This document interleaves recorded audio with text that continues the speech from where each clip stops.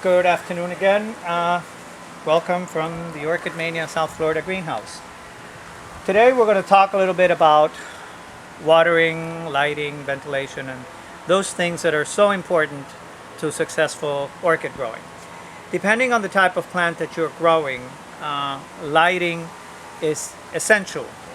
If you have a plant such as this, which is a vandaceous kind of plant, this one in particular is an ascasenda. It requires bright light. It's totally different from full sun, but bright light is the kind of lighting that you would get from under a tree that is not too heavily foliaged.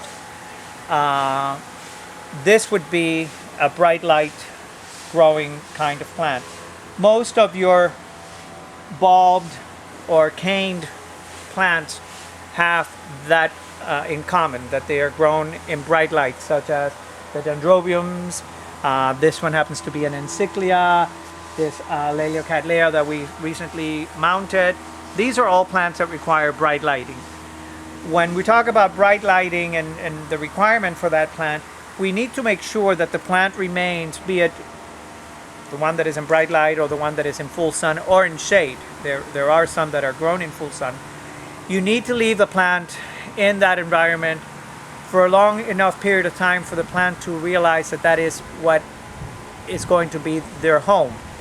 If you move them around, the plant will not be able to establish itself because it doesn't know that that's where it's staying. If you're constantly moving it, the plant is trying to acclimate itself to every environment that you move it to without dedicating its time to growing and blooming, which is what you want it to do. So leave it in, if you're told that it's a plant that requires bright light or shade or whatever, leave it in that environment for at least 6 months. You want to leave it long enough for it to know that that's where it's going to be. If you see that the plants are the leaves are beginning to burn because it's getting too much light, then by all means move it to a shadier area. But other than that, leave it there long enough so that it gets accustomed to that. Once you've established that that's the area where you're going to keep it, then the watering is another element that you need to consider. Vandaceous plants such as this require watering daily because they don't have a bulb or a cane where it holds water. It needs to be watered every day, if possible twice a day. This is a vanda? This is a vandaceous kind of plant. This one happens to be an ascasenda, but ascasendas, vandas, any of those vandaceous kind of plants require daily watering Because they don't have a storage built into them. Right, and let me show you what the storage facility is on these plants and the reason why sometimes they have the need for the watering. This is not actually the root. The outside casing is a sponge-like substance that holds water, and if you were to pry it open, as I'm attempting to do here, you'll see that there is actually a root inside. The root almost has the consistency of a phone wire or a guitar string. This is the actual root. The water is held on this outside casing, and it's applied to the plant as the plant needs it. Because these don't have a bulb to store it, it needs to be constantly replenished so that the plant is constantly able to have water. In the case of a dendrobium, where you have a cane, there is water held in these canes, so it has the same principle where water is held in the root system and provided, or the outside casing, and then provided to the root as it needs it, and then transferred onto the plant, and it stores it in the plant. Hence the reason why potted orchids are not watered. Dendrobiums, oncidiums, and cattleyas, and bulb or cane plants are not watered daily because it takes a period of 7 to 10 days for the water to process all this, for the plant, to process all this water.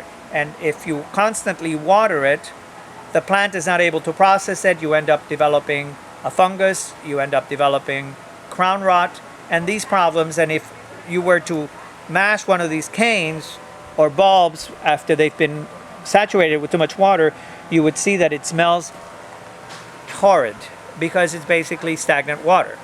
So that's the reason why you don't water on a daily basis. You can easily go with a dendrobium, a cattleya, or an oncidium. You can easily go for a week to 10 days without watering, and the plant will do just fine because it has more than enough water. So if you're going on vacation, you can water it thoroughly before you leave, and it'll be fine until you come back. The medium you use is also important because you need the plant to drain. You don't want to put a saucer underneath it, or you don't want to grow it in a medium that holds too much water, because it defeats the purpose of watering every 7 to 10 days. It holds water. It has more than plenty to process until it's watered again a week later, so you don't need to worry about that problem, especially if you travel often or if you want to vacation and not have to worry about your plant dying for overwatering because somebody didn't listen to your instructions or forgot them. So basically, that is what you want to do with regards to how often you water. Again, vivacious plants require watering daily, sometimes twice a day. If you have it outside and it rained, you don't need to worry about it. If you have these kinds of plants where they are the dendrobiums, your oncidiums, your cattleyas, where you have them in a medium that drains well, but it rained, you don't have to worry about watering it again for a few days because the water is stored. It's already there. Okay. So if it's already watered by the rain or it's been very humid, you don't have to worry about providing the additional watering. Now I have a question. A very popular orchid that's sold on every street corner is Phalaenopsis.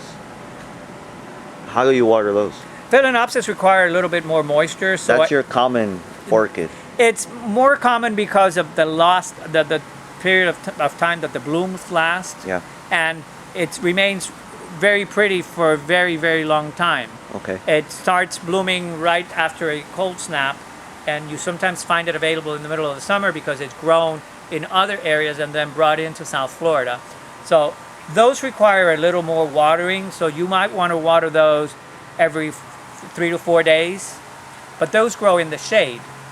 Right. So you don't have to worry about the heat drying them up as much because it's grown in the shaded area. Okay. When it comes to the actual watering, you want to soak the plant.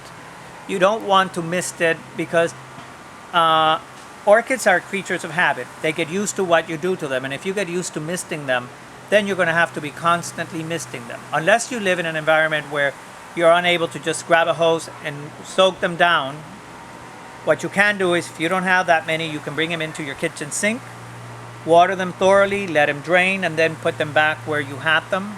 Especially if Phalaenopsis that you can basically grow indoors with very little light. Just make sure that you avoid the air conditioning vent because that dries them out. Another thing you need to keep in mind is when the plant is in bloom, you can basically put it anywhere. You can bring them inside to enjoy the beautiful bloom. It's not going to do anything while it's in bloom, so you don't want to fertilize it. That's one time where you don't fertilize. So during bloom? When the plant is in bloom, you don't want to fertilize. Okay. You want the plant to enjoy the bloom, you want to enjoy it as well. It's not going to harm the plant.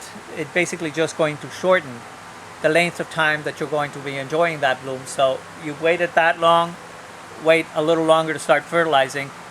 As a rule of thumb, you want to fertilize once a week. Once a week? Once a week. And you can use 20-20-20 if you have other plants at home that you want to fertilize. That way you avoid having to use different kinds of fertilizer. There's all kinds of ways to do this, and different growers do it differently. It's not that one way is wrong and the other way is right. It's just that that's what you've accustomed your plant to doing. So you don't have to work. At first, you may have a period where the plant has gone into not necessarily shock, but it has sort of tried to acclimate itself to the new regime that you're going to be using, or to the new system of watering that you're going to be using, because it may be different than what the previous owner had him accustomed to. But once they get used to the way you do it, they'll do just fine. I'll show you momentarily when I talk about thoroughly watering. In this particular case, I'm going to be using a fertilizer because that's what I'm going to be doing at the greenhouse today I'm going to be fertilizing, but you want to soak the plant. You want the plant to absorb as much water as possible because you're not going to fertilize it again for a week. Here at our greenhouse, depending on the kind of orchid that we're growing, they're grown in different sections, and the ones that require watering once a week are separate from the ones that are requiring water on a daily basis.